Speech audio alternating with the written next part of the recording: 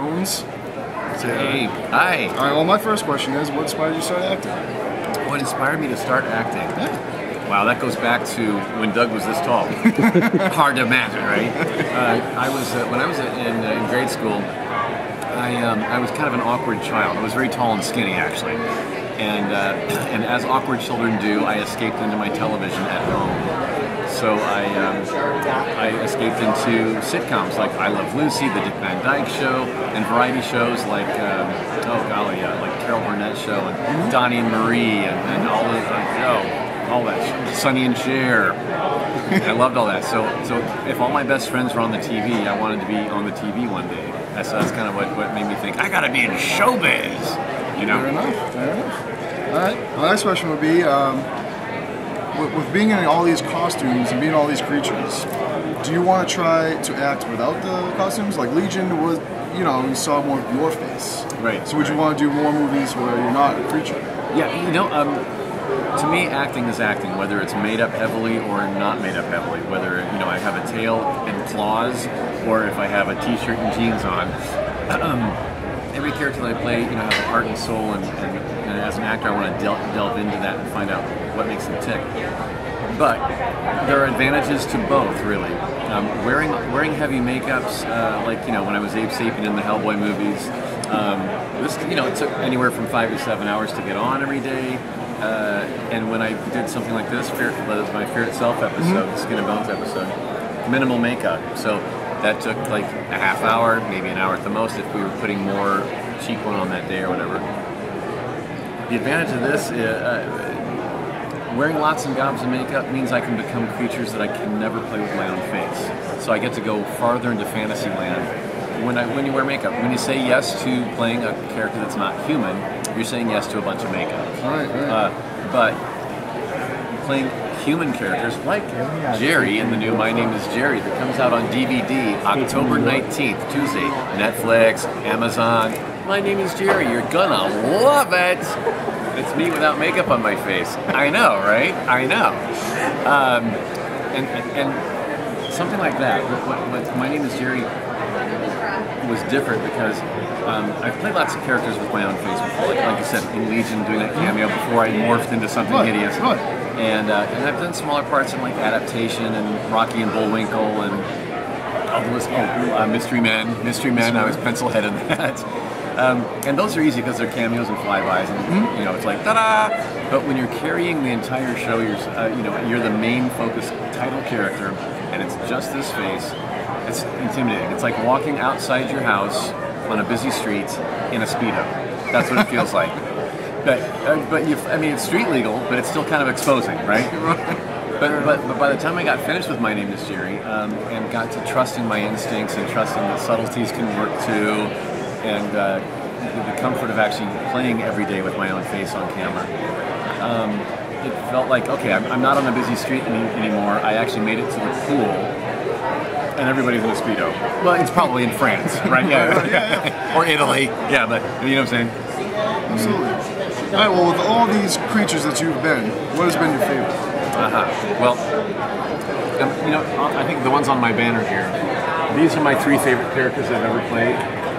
Oh, and I like him too, of course, from Buffy. But, and they've become the ones I've become best known for. But do you have a single favorite? Yes, I do.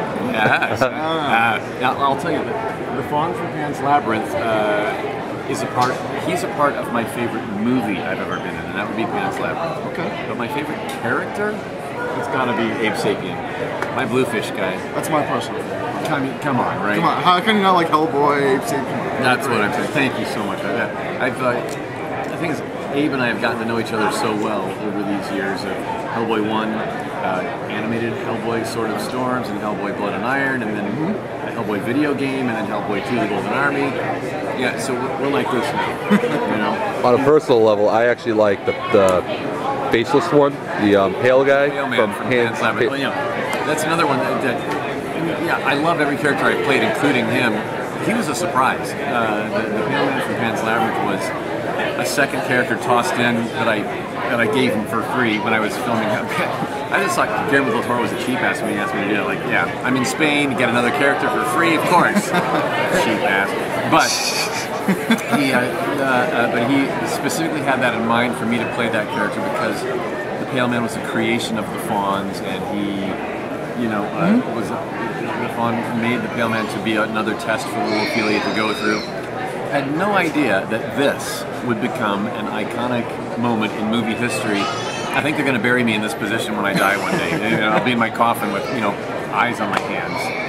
As a joke. Someone's going to do that at the funeral home, aren't they? I know. The embalmer's going to do that to me. Well, speaking of, how was it working with Del Toro? When you work with Guillermo del Toro, it's not like working at all. It's like playing with a friend. His movie making for him is like a big sandbox, and he just goes in there with toys and he plays.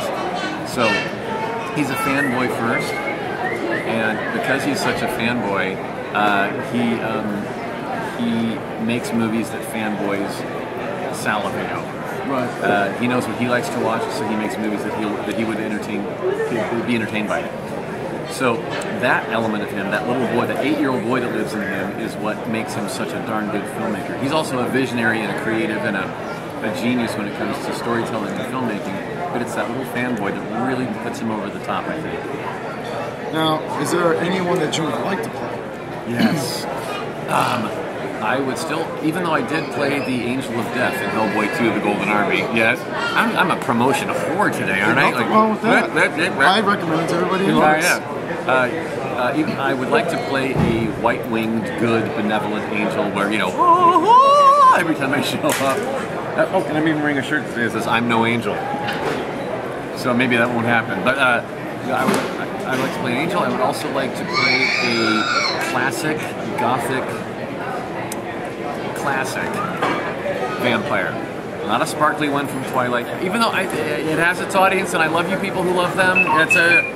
I've seen the Twilight movies myself. Can I tell you something about that? My niece Heather told me, Uncle Dougie, the werewolves are so much hotter than the vampires. I'm like, oh honey, why is that? And she said, well, no, okay, because they work out more, and because they turn into doggies, and you can pet them.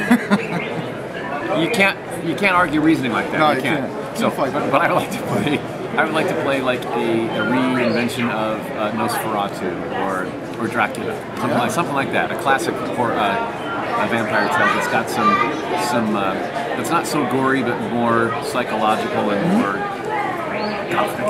Like an interview with a vampire. Tidbit of information. I was in an interview with a vampire. Well, okay, I wasn't in an interview.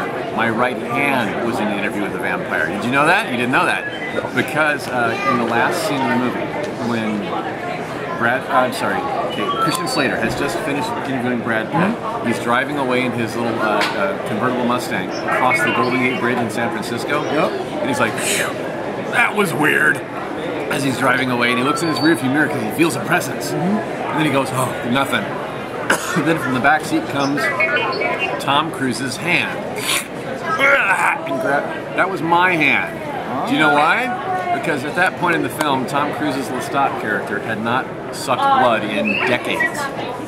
So they needed a skinny, emaciated hand to double for Tom Cruise.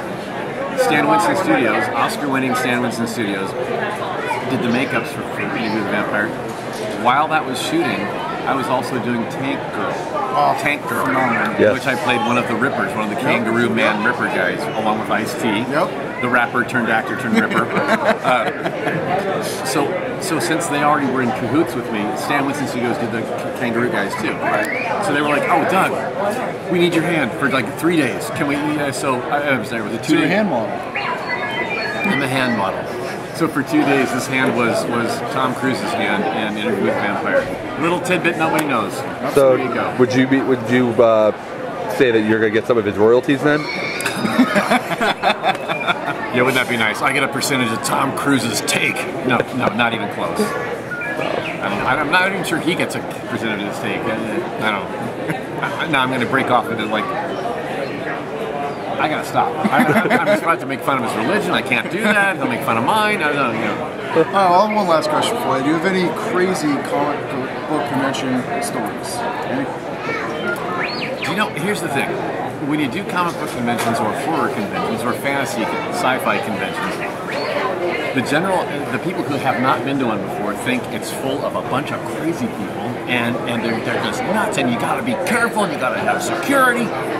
I'll tell you what, I've been doing this for a couple of years now, and never have I been hugged on so much and loved on so much as I am at these conventions.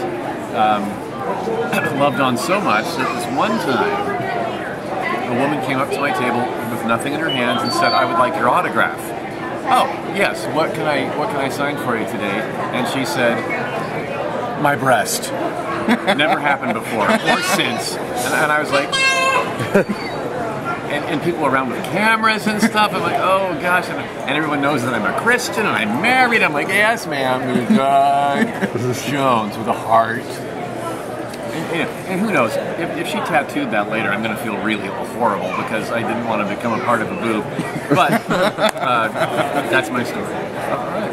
Well, do you have any final comments for your fans out there? Well, if someone is calling themselves a fan out there of mine, I just want to say huge, I heart you. Thank you so much for being with me all these years and for buying the things that I'm in, watching the things that I'm in, because without you, I don't have a job and I wouldn't have a house. So thank you so much. I love you. All right, this is Rich from Shockwax Media signing off.